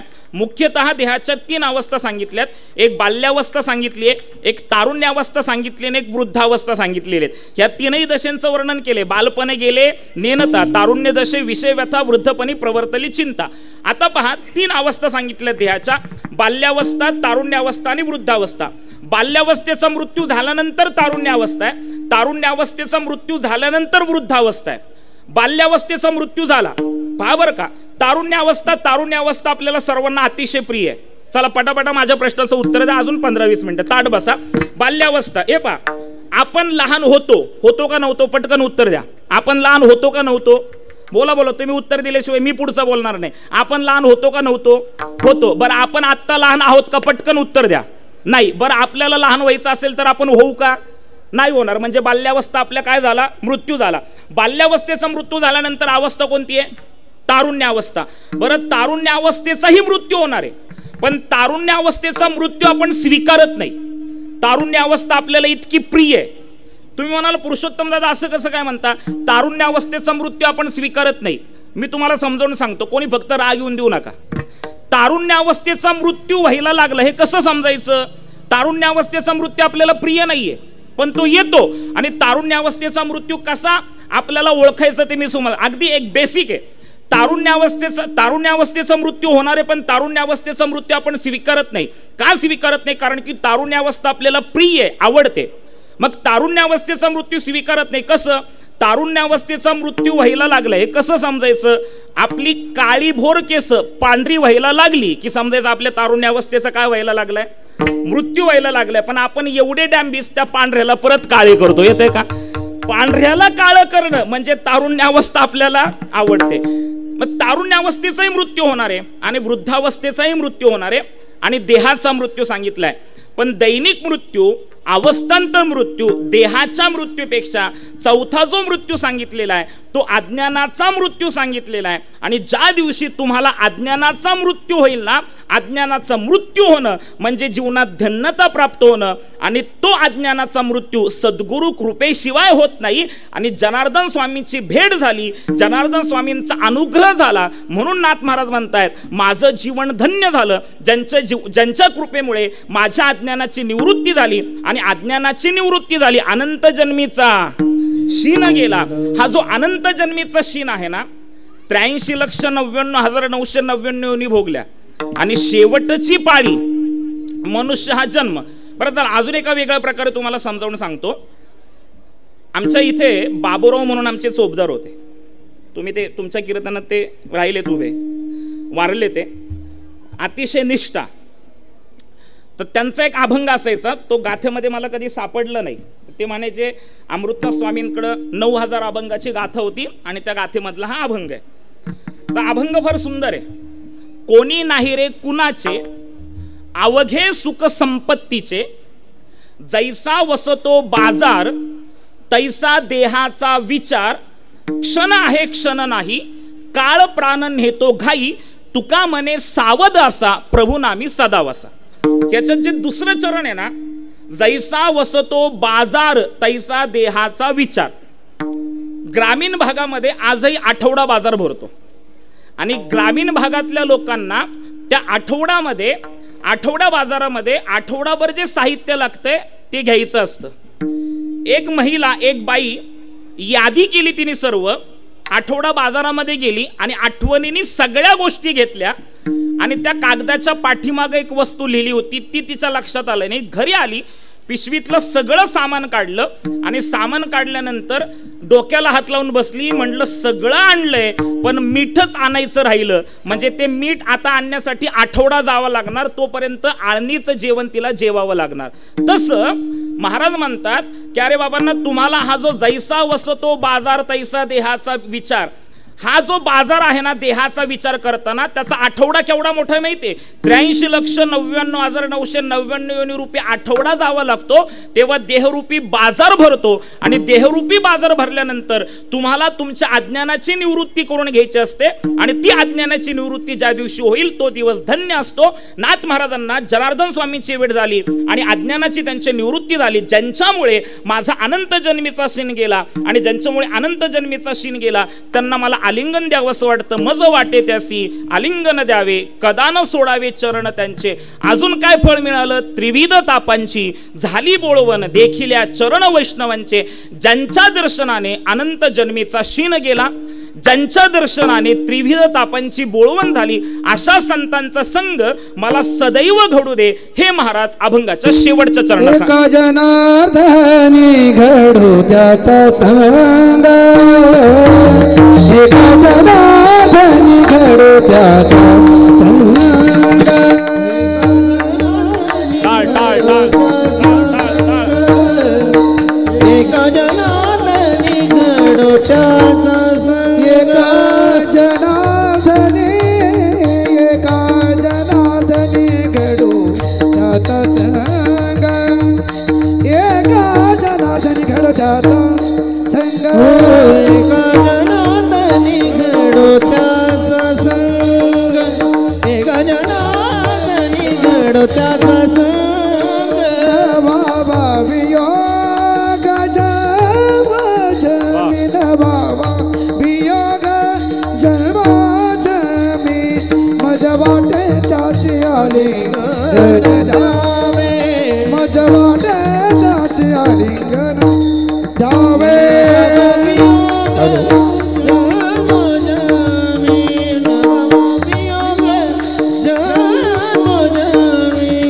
मज वाटे त्याची आलिंगन द्यावे, मज वाटे त्याची आलिंगन द्यावे. एका जनार्दनी घडू त्याचा संग, नवावा वियोग जन्मोजन्म.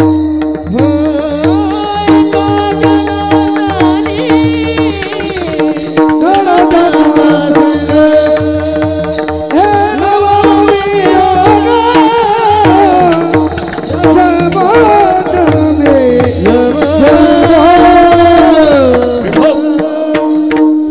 जय ढोबार खुमाजी, ढोबार खुमा, टाळी वाजवा, टाळी वाजवा. ढोबार टाळी, टाळी. ढोबार ढोबार खुमाजी, ढोबार खुमा, ढोबार खुमा, ढोबार खुमा, ढोबार खुमा, ढोबार खुमा, ढोबार खुमा, ढोबार खुमा, ढोबार खुमा, टाळी, टाळी. ढोबार खुमा, खुमाजी, ढोबार खुमाजी, ढोबार खुमा, ढोबार खुमा, विठोबार खुमा, ढोबार खुमा, थोडा आवाज, ढोबार खुमा, केळी मारत आवाज वाढवा. ढोबार खुमा, ढोबार खुमा, ढोबार खुमा, ढोबार खुमा, ढोबार खुमा, ढोबार खुमा, ढोबार खुमा, ढोबार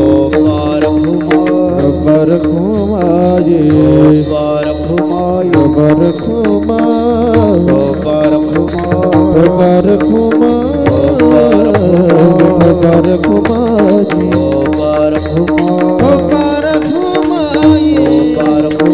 ढोबार खुमा,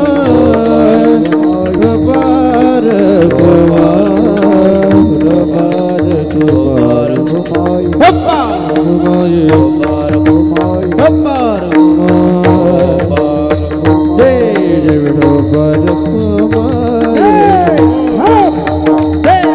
हप्पा, ढोबार खुमा, जय जय ढोबार खुमा, खुमा, खुमा, ढोबार खुमाई, ढोबार खुमाई. पुंडलिकावरदे हरिविठो, श्रीदानदेव तुकाराम, श्री पंढरीनाथ भगवान की जय, माऊली ज्ञानेश्वर महाराज की जय, श्री जगद्गुरु महाराज की जय, वामन बाबा महाराज, महाराज सद्गुरु सावळाराम बाबा महाराज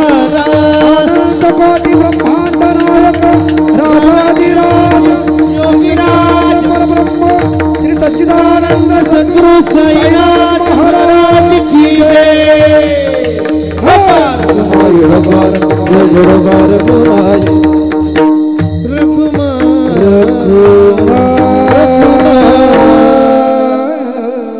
हात वर करा, करा हात वर करा, करा करा करा करा हात वर करा, करा करा सगळ्यांनी हात वर करा, करा हात वर करा, करा करा करा करा उभे राहिलेले पण हात वर करा, टाळकरी पण हात वर करा, करा देव देश धर्मासाठी हात वर करायचे। चला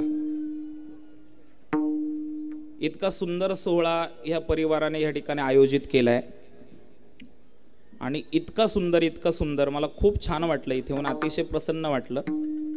मी या परिवाराला मनापासून धन्यवाद देतो की इतकं सुंदर मंदिर, इतकी सुंदर साईबाबांची मूर्ती, इतकं सुंदर दर्शन मला या ठिकाणी झालं, जणू काही असं वाटलं की मी शिर्डीला गेलेलो आहे। इतकं सुंदर दर्शन, इतकं सुंदर साईबाबांची रूप आणि ती मूर्ती पाहिल्यानंतर आनंद भेटला। म्हणून यांच्या पारमार्थिक कार्याला आपण अनंत कोटी शुभेच्छा देण्यासाठी हात वर करायचे। करा ताट हात वर करा आणि देव देश धर्माचा जय जयकार करायचा आहे। करा हात वर कर।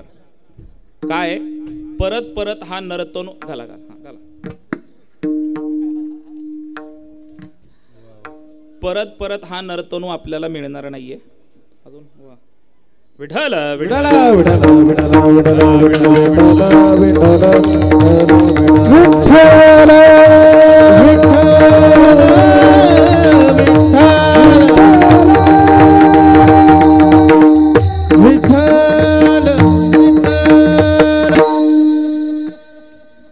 हात करावर, करा करा करा करा हात वर।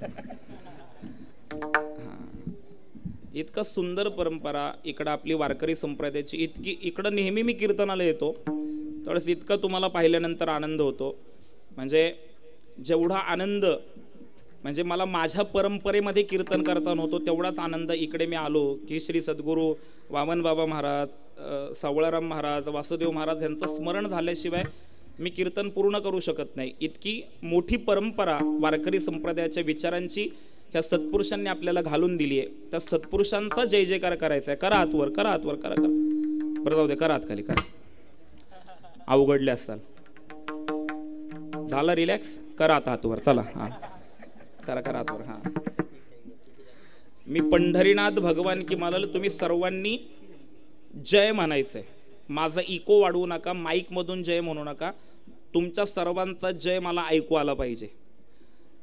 हात अजून वर। हा आणि जो जय म्हणणार नाही ना, ऐका, जो जय म्हणणार नाही ना, आज रात्रभर आणि उद्या दिवसभर त्याचा घसानपोट दुखणार, बघा दुखतं की नाही। चला हात वर करा, हात वर करा, हा आनंद सोहळा। हा पंढरीनाथ भगवान की नाही, संख्येच्या मानाने आवाज नाही अजून, पांडुरंगाची शपथ आहे तुम्हाला, बिंबीच्या देड्यापासून जय म्हणायचं। हा पंढरीनाथ भगवान की, माऊली ज्ञानेश्वर महाराज की, जगद्गुरु तुकाराम महाराज की, सच्चिदानंद सद्गुरु साईनाथ महाराज की, भारत माता की, सनातन हिंदू धर्म की, गो माता की, छत्रपती शिवाजी महाराज की, धर्मवीर संभाजी महाराज की, हर हर गणपती बाप्पा मंगल मूर्ती, जय श्रीराम, जय जय श्रीराम, जय श्रीराम, जय जय श्रीराम, जय श्रीराम, जय जय श्रीराम। सच्चिदानंद सद्गुरु साईनाथ महाराज की, सच्चिदानंद सद्गुरु साईनाथ महाराज की, सच्चिदानंद सद्गुरु साईनाथ महाराज की। करात खाली विठ्ठला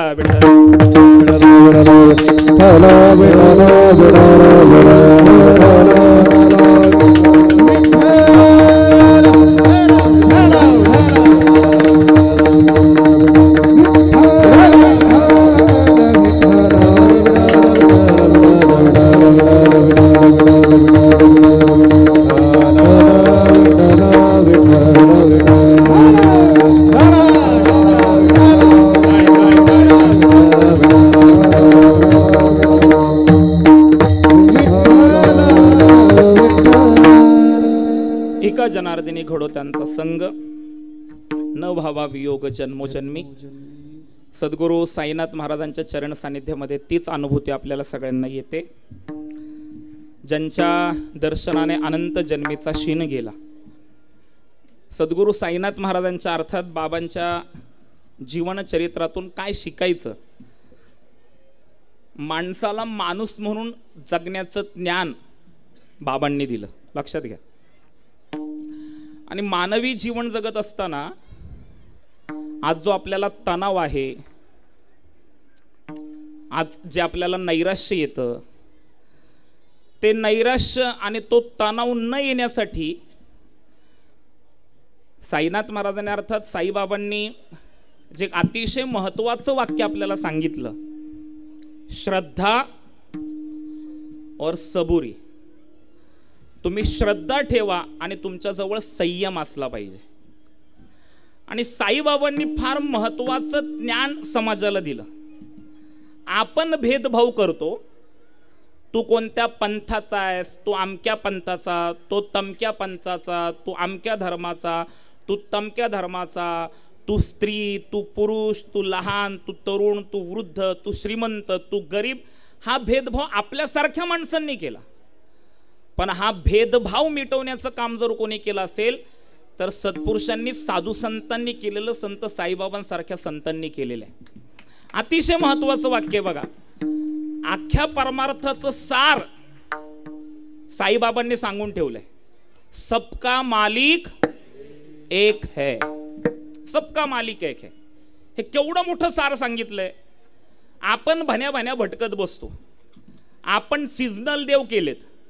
आमचा श्रावण महिन्यात देव वेगळा, आमचा नवरात्रीत देव वेगळा, आषाढी आली की आम्ही निघालो वारीला. आम्ही देवादेवात भेदभाव केले. पण सर्वांनी तेच सांगितलं ना. जगद्गुरु तुकोबारांनी काय सांगितलं? जे साईबाबांनी सांगितलं तेच तुकोबारांनी सांगितलं. आपुला तो एक देव करुणी घ्यावा. का दोन देव करुणी घ्यावे सांगितले? परमार्थाचं सूत्र एका वाक्यात साईबाबांनी सांगून टाकलं, सबका मालिक एक है. म्हणून काही नाही, तुम्ही फक्त जीवनामध्ये साईबाबांची ही दोन वाक्य लक्षात ठेवली, श्रद्धा आणि सबुरी. चला, अध्यात्मामध्ये जयेश महाराज एक अतिशय सुंदर ओवी एकनाथ भागवतामध्ये आलेली आहे. श्रद्धा हा शब्द जेव्हा आठवला तेव्हा ती ओवी आठवली मला. नाथ भागवतामध्ये एक अतिशय सुंदर ओवी आली आहे. येथे भावेविन तत्वता परमार्थ नये हाता सकळ साधनांचे माथा जाण तत्वता सद्भाव. तुमच्या जीवनामध्ये सद्भाव असेल, श्रद्धा असेल तर तुम्हाला नक्कीच भेटणार. जे फळ मिळायचे ते मिळणारच. आणि सर्वात महत्त्वाचं, आपल्याकडे संयम असला पाहिजे. ह्या दोन गोष्टी साईबाबांच्या चरण सानिध्यामध्ये आल्यानंतर आपण घेतल्या पाहिजेत. एकतर काय, परमार्थ हा चिकित्सेचा विषय नाहीये, परमार्थ हा श्रद्धेचा विषय. तुम्ही परमार्थामध्ये आलात आणि थोडासा वेगळा विचार, मला कोणी असं बोललं ना, मला कोणी असं तर्क करायला लागलं ना की ज्ञानेश्वर महाराजांनी संजीवन समाधी कशी काय घेतली, ज्ञानेश्वर महाराजांनी खरंच संजीवन समाधी घेतली, असा जो प्रश्न पडतो त्याच्या मी नादीच लागत नाही. तुकाराम महाराज सदैव वैकुंठाला गेले का? माऊलींनी खरंच भिंत चालवली का? साईबाबांनी खरंच ते दिवे लावले का? असे काही प्रश्न ज्यांना पडतात ना, त्यांच्या तोंडीच लागायचं नाही. पारमार्थिक प्रांत हा श्रद्धेचा प्रांत आहे. म्हणून तुमच्याकडे श्रद्धा असली पाहिजे, तुमच्याकडे विश्वास असला पाहिजे आणि आमची एक दृष्टी असली पाहिजे. एक तत्व नाम दृढ धरी मना हरिसी करुण येईल तुझी. ते तत्व खऱ्या अर्थाने साईबाबांनी आपल्याला सांगितलेलं आहे, सबका मालिक एक है. आपण भेदभाव करतोय. का भेदभाव करतो? कशासाठी भेदभाव करतो? नका करू भेदभाव. म्हणून हे अज्ञानाची निवृत्ती संतांच्या सानिध्यामध्ये गेल्यानंतर होते. नाथ महाराज म्हणतात, ज्यांच्या सानिध्यामध्ये गेल्यानंतर, आणि एक सांगतो, आपण परत परत जन्माला येणार नाही. आपण भ्रमात जे चाललोय ना, भ्रमात जे राहिलोय ना, हा माझा, तो माझा, तो माझा, तो माझा, तो माझा, इथं आपल्या असण्यामुळे आणि आपल्या नसण्यामुळे कोणाला कवडीचाही फरक पडत नाही. बघा तुम्हाला पटते का नाही पटत. संपवतोय मी कीर्तन 5व्या मिनिटाला. आमचं अस्तित्व काय प्रश्न असं पडत असेल तर मी नेहमी सांगत असतो, जेवढी आपली गरज असते तेवढंच आपलं अस्तित्व असतं. आपल्या मराठी भाषेमध्ये एक म्हण आहे, गरज सरो वैद्य मरो. जेवढी तुमची गरज तेवढंच तुमचं अस्तित्व. मी नेहमी सांगत असतो. जोपर्यंत नितेश भाऊ पखवाज वाजवत आहेत तोपर्यंत समाजाला त्यांची गरज, जोपर्यंत आम्ही कीर्तनामध्ये पोपटासारखं बोलतोय तोपर्यंत आमची गरज. जयेश महाराज, मी नेहमी, आपण अनेक जण उदाहरण सांगतो, तुम्ही सांगितलं असेल कदाचित, वारकरी संप्रदायामध्ये एक फार मोठं व्यक्तिमत्व होऊन गेलं, वेदांत वाचस्पती जगन्नाथ महाराज पवार. जोपर्यंत अण्णा बोलत होते तोपर्यंत अण्णांच्या कीर्तनाला लोक 4-4 तास अगोदर जागा धरून बसायचे. पण अण्णांचं बोलणं बंद झालं, त्याच अण्णांना लोक शेवटी भेटायलाही गेली नाहीत. हे केवढं मोठं दुर्दैव आहे. जोपर्यंत आपण ऍक्टिव्ह मोडमध्ये असतो, मग ते प्रपंचात असा किंवा परमार्थामध्ये असा. चला, गेले का काय घरी तुम्ही? झालं हा, चला ताट बसा. मी आता तुम्हाला एक वाक्य सांगितलं, आपल्या असण्यामुळे आपल्या नसण्यामुळे कुणाला कवडीचाही फरक पडत नाही. मग तुम्हाला प्रश्न पडेल की पुरुषोत्तम दादा, आपलं अस्तित्व काय? आपलं अस्तित्व असतं जेव्हा आपली गरज असते तेव्हाच आपलं अस्तित्व असतं. इथं मी पटवून देतो, ताट बसा दादा, ताट बसा, आणि शेवटच्या एका प्रश्नाचं उत्तर द्या. मी इथं तुम्हाला पटवून देतो. आता माझं कीर्तन किती ते किती आहे सांगा? 7 ते, बोला ना खालच्यांनी, 7 ते, बोला ना खालच्यांनी, 7 ते 9. कीर्तन उशिरा चालू झालं, 7:15ला चालू झालं, म्हणजे ते 9:15 पर्यंत. म्हणजे माझं कीर्तन 7:15 ते, बोला ना, 7:15 ते 9:15, म्हणजे माझं कीर्तन किती तास? बोला, माझं कीर्तन किती तास? 2 तास. खालच्यांनी उत्तर द्या, माझं कीर्तन किती तास? 2 तास. म्हणजे तुम्हाला माझी गरज किती तास? हा, हेच ऐकायचं होतं मला, हेच ऐकायचं होतं. मग जिथे तिथे जाऊन तुम्ही आहे ना, आपली गरज कोणाला किती आहे तेवढाच वेळ तिथं द्या, आणि बाकी पूर्ण वेळ परमार्थामध्ये घालवा. परत नर्तन मिळणार नाहीये. काय केलं पाहिजे आपण? छत्रपती शिवाजी महाराजांची जयंती आहे. मला महाराजांवर बोलल्याशिवाय कीर्तन पूर्णही करता येणार नाही. त्या काळामध्ये राजसत्ता महाराजांच्या हातात होती आणि धर्मसत्ता तुकोबारांसारख्या संतांच्या हातामध्ये होती. राजसत्तेचं तोंड एका बाजूला आणि धर्मसत्तेचं तोंड एका बाजूला नव्हतं. राजसत्ता आणि धर्मसत्ता हातात हात घालून चालली होती. आणि सगळ्यात महत्वाचं तुम्हाला सांगू का, जगद्गुरु तुकोबारा कीर्तनामध्ये जेव्हा धर्म मंडपामध्ये उभे राहायचे ना, मला कधी कधी असं वाटतं आपण बोललं पाहिजे, जे बोलायला पाहिजे ते बोललंच पाहिजे. जयेश महाराज, तुम्ही पण बोलता, परखड बोलता, फार आवडतं मला. कधी कधी तुम्ही जे काही परखड तुमचे विचार मांडतात ते फार गरजेचे आहेत आणि परखड बोललंच पाहिजे. जगद्गुरु तुकोबारांच्या विचारांनी छत्रपती शिवाजी महाराजांच्या जीवनामध्ये स्वराज्य निर्माण झालं आणि त्यांनी ते तुमच्या माझ्या हातामध्ये दिलं. माझ्या शब्दांकडे लक्ष द्या, मी फार विचारपूर्वक बोलतोय बरं का. जगद्गुरु तुकोबारांच्या रूपाने धर्मसत्ता आहे आणि छत्रपती शिवाजी महाराजांच्या रूपाने राजसत्ता आहे. परवा दिवशी शिवजयंती आहे म्हणून मी थोडासा हा विचार मांडतोय आणि कीर्तनाला पूर्ण विराम देतोय. राज म्हटलं ना, राज, लहान मुलगा असू द्या, तरुण मुलगा असू द्या, म्हातारा माणूस असू द्या, रक्त सळसळल्याशिवाय राहत नाही. जेव्हा कोणालाच काही कळत नव्हतं तेव्हा एका लहान मुलाच्या अंतःकरणामध्ये स्वराज्याची संकल्पना निर्माण झाली. आपल्या सवंगड्यांना सोबत घेतली, शपथ घेतली आणि स्वराज्याची निर्मिती करणारे छत्रपती शिवाजी महाराज आहेत. छत्रपती शिवाजी महाराज कधी असं बोलले का? माझ्या प्रश्नाचं उत्तर पटापटा द्या. छत्रपती शिवाजी महाराज कधी असं बोलले का, हा माझा मतदारसंघ आहे? गेले का काय घरी तुम्ही? छत्रपती शिवाजी महाराज कधी बोलले का हा माझा वॉर्ड आहे, हा माझा प्रभाग आहे? कधी नाही बोलले. छत्रपती शिवाजी महाराज का छत्रपती होते? ते म्हणायचे हे राज्य रयतेचं राज्य आहे म्हणून छत्रपती होते महाराज. आणि सर्वात महत्वाची गोष्ट, छत्रपती शिवाजी महाराज आपल्या सहकाऱ्यांना आवर्जून सांगायचे की रयतेच्या भाजीच्या देठावर देखील आपला अधिकार नाहीये. आता नेता निवडून आला की कार्यकर्ता म्हणतोय भाऊ ते टेंडर आपल्याला भेटलं पाहिजे, इलेक्शनला ले पडलोय. येते का लक्षात तुमच्या? आम्ही कोणत्या विचाराने चाललोय? म्हणून त्यांना तर अधिकारच नाहीये छत्रपती शिवाजी महाराजांचा जय जयकार करण्याचा. पण छत्रपती शिवाजी महाराज नेहमी जगद्गुरु तुकोबारांचं कीर्तन ऐकायला जायचे. निदान हा तरी गुण आजच्या राज्यकर्त्यांनी घेतला पाहिजे असं मला वाटतं. निदान हा तरी गुण. छत्रपती शिवाजी महाराज जगद्गुरु तुकोबारा धर्म मंडपामध्ये जेव्हा कीर्तनाला उभे राहायचे, जगद्गुरु तुकाराम महाराज कीर्तनाला उभं राहण्यापूर्वी धर्म मंडपामध्ये छत्रपती शिवाजी महाराज येऊन बसलेले असायचे. हा गुण मला वाटतं आजच्या राज्यकर्त्यांनी महाराजांकडून घेतला पाहिजे. त्यांनाच खऱ्या अर्थाने शिवजयंती साजरी करण्याचा अधिकार आहे. आता काय होतंय, एखादा नेता, आता जसं आमच्या कीर्तनाला सुरुवातीपासून नाहीत, ते नेता कार्यकर्त्याला फोन करतो, तेवढं ते इठोबा रुक्मे आले का सांग बरं का, तेवढं ते इठोबा रुक्मे आलं की महाराजाला हार घालतो आणि पुढच्या कार्यक्रमाला निघून जातो. येतोच कशाला बाबत? छत्रपती शिवाजी महाराज आणि जगद्गुरु तुकोबारा नातं असं होतं की छत्रपती शिवाजी महाराजांना वाटलं माझ्या तुकोबारांचा परमार्थ श्रीमंत आहे, माझ्या तुकोबारांचा प्रपंच देखील श्रीमंत केला पाहिजे, म्हणून नजराणा पाठवला. स्वीकारला नजराणा, नजराणा स्वीकारला नाही आणि अतिशय ठामपणे सांगितलं, दिवट्या छत्री घोडे हे तो बऱ्यात न पडे, तीही त्रिभुवने आम्ही वैभवाचे धनी. आणि जगद्गुरु तुकोबारांनी फार अतिशय महत्वपूर्ण उपदेश जगद्गुरु तुकोबारांनी शिवबांना केला, आणि तो शिवबांना नाही केला तर तुम्हाला मला केला. महाराजांनी सांगितलं, अरे आम्हाला सुखी करायचं असेल तर एक काम करा, आम्ही तेने सुखी म्हणा विठ्ठल विठ्ठल मुखी, तुमचे एर वित्त धन ते मज मृत्तिके समान, कंठी मिरवा तुळशी व्रत करा एकादशी, मानवा हरीचे दास तुका म्हणे मज हे आस. म्हणून आपल्याला हात जोडून विनंती आहे, आपल्याला ज्या सत्पुरुषांनी ह्या मार्गावर आणलं त्यांनी तेच सांगितलं, गळ्यामध्ये तुळशीची माळ घाला, कोणत्याही प्रकारचं व्यसन करू नका, मांसाहार करू नका आणि आनंदाने जीवन जगा. हेच सूत्र सद्गुरू साईनाथ महाराजांनी देखील आपल्याला सांगितलेले. त्या सूत्रानुरूप आपल्या सर्वांचं जीवन व्हावं अशा आपल्याला सर्वांना मी प्रार्थना करतो. आज या ठिकाणी सद्गुरू साईनाथ महाराजांच्या साईबाबांच्या मंदिर प्राणप्रतिष्ठा सोहळ्याच्या निमित्ताने श्री गुरुनाथ मारुती फुलोरे असतील, सौभाग्यवती चंदाताई गुरुनाथ फुलोरे असतील, त्याचप्रमाणे आनंद काळूराम फुलोरे, सोनाली गुरुनाथ फुलोरे आणि समस्त ग्रामस्थ मंडळ खोनी यांच्या अतिशय मी मनापासून धन्यवाद व्यक्त करतो. अतिशय सुंदर आपण हा कार्यक्रम आयोजित केला. सकाळपासून मला वाटतं कार्यक्रम चालू आहे, मला वाटतं 2-3 दिवसाचे हे कार्यक्रम आहेत आणि 3 दिवसाचा हा कार्यक्रम आहे. आणि आजच्या ह्या कीर्तन पुष्प बाबांच्या चरणावर समर्पित करण्यासाठी मला आपण या ठिकाणी आमंत्रित केलं. नितेश भाऊंच्या माध्यमातून, जयेश महाराजांच्या माध्यमातून माझ्याशी संपर्क केला.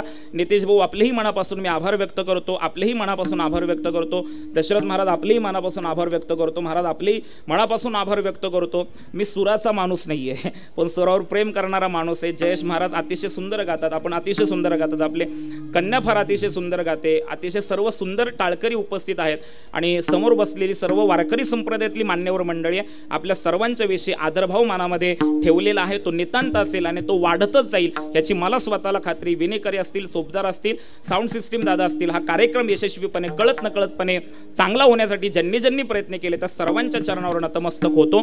आपण टीव्हीवर मला नेहमी पाहतच असाल, वेगवेगळ्या माध्यमातून टीव्हीवर राहण्याचा मला छंद आहे थोडासा. मग तो कीर्तनाच्या माध्यमातून असेल, तो बिग बॉसच्या माध्यमातून असेल, थोडासा मला तो छंद आहे. आणि मला काय वाटतं, एकदाच आयुष्य भेटलंय तर थोड्या आपल्या छंदांच्या गोष्टी केल्या पाहिजे, तर त्या मी करत असतो. ज्याच्यातून इतरांना कोणाला त्रास न व्हावा हाही माझा प्रयत्न असतो, पण लोकांना त्रास होतो त्याला मी काही करू शकत नाही, तो होतच राहतो. म्हणून आपण अनेक कीर्तनं माझी ऐकली, टीव्हीवरही पाहिलंय, सोशल मीडियावर तुम्ही अनेक जण आहात. म्हणजे मी पाहिलं, मी कालच जेव्हा प्रवास करत होतो, बीडवरून इकडे प्रवास करत होतो, तर रात्री एका ठिकाणी माझ्या ड्रायव्हरला चहा प्यायचा होता म्हणून तिकडे मी थांबलो. तर म्हातारे बाबा फेसबुकला एक सिरीज पाहत होते, वेब सिरीज पाहत होते, वेब सिरीज. हां, वेब सिरीज म्हणजे सगळी माणसं फेसबुक आहेत, यूट्यूब आहेत, इंस्टाग्रामवर आहेत, त्याच्यावर माझी कीर्तनं तुम्हाला पाहायला मिळतील. पुरुषोत्तम दादा पाटील टाकलं तर तिथे आपली भेट होईलच. मनापासून एकदा सर्वांचे धन्यवाद व्यक्त करतो. जयेश महाराजांना मी म्हटलं, महाराज कशासाठी तुम्ही कीर्तनाला येताय, काय येताय? तर जयेश महाराज म्हणले, आजचा दिवस तुमच्यासाठी आहे. ठीक आहे, आमच्यासाठी आहे. मनापासून छान वाटलं तुम्ही आलात. आपण सर्वच महाराज आपण आलात. भाऊ आमचे खरं तर वैभवात संपन्न अखंड हरिनाम करणारे इकडचे एक व्यक्तिमत्व आदरणीय मनोहर भाऊ कडू असतील, ते ह्या ठिकाणी आहेत. सर्वच जण उपस्थित आहेत, समोर मान्यवर मंडळी बसलेली आहेत. सर्वांचे मनापासून मी धन्यवाद व्यक्त करतो. बोलता बोलता एखादा वेडावाकडा शब्द माझ्याकडून गेला असेल, आपली दिलगिरी व्यक्त करतो. फुलोरे परिवाराला मनापासून धन्यवाद देतो की इतका आध्यात्मिक सोहळा या ठिकाणी आयोजित केला. शेवटची एक सूचना करतो, सूचना म्हणा, विनंती म्हणा, काही म्हणा. माझी एक अतिशय महत्त्वपूर्ण सूचना आहे. माझ्या अख्ख्या कीर्तनात अख्खं कीर्तन तुमच्या लक्षात नाही राहिलं तरी चालेल, पण शेवटचं एवढं एक वाक्य सोबत घेऊन जावा, लक्षात ठेवा आणि त्यानुसार आपलं आचरण ठेवा असं मला वाटतं. माझं शेवटचं एवढं वाक्य आहे, तुमच्या पुढच्या पिढीला संपत्तीचं वारसदार बनवण्यापेक्षा संस्कारांचं वारसदार बनवा. ती अतिशय महत्त्वाची गोष्ट आहे आणि ते संस्कार पुढच्या पिढीवर संक्रमित करून आपण जावं अशी आपल्याला सर्वांना विनंती. पुन्हा एकदा आपल्या सर्वांचे धन्यवाद व्यक्त करतो आणि वाणीला पूर्णविराम देतो. ज्ञानेश्वर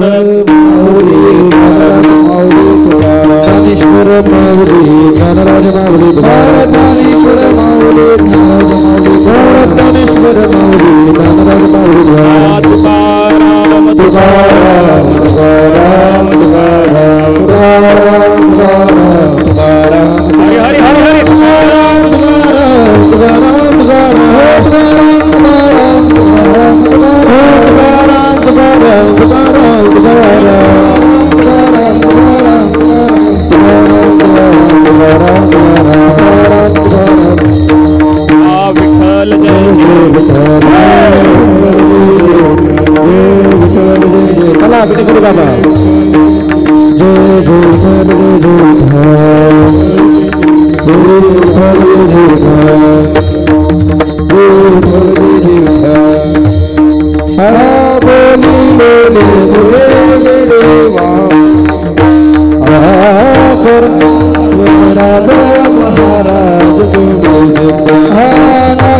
विचारिला बेकार लावला क्षमा अपराध महाराज मुळे ज्ञानेश्वरा रंगा पायापैकी करा क्षमा अपराध महाराज तुम्ही सिद्ध ज्ञानदेव तुकाराम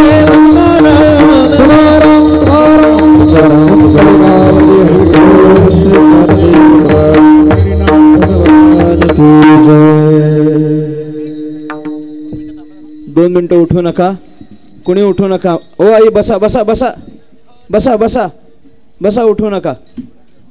कीर्तन अगदी वेळेत संपन्न झालेलं आहे, उठू नका. दादा आपल्याला विनंती, आपण कृपया खुर्चीत बसा.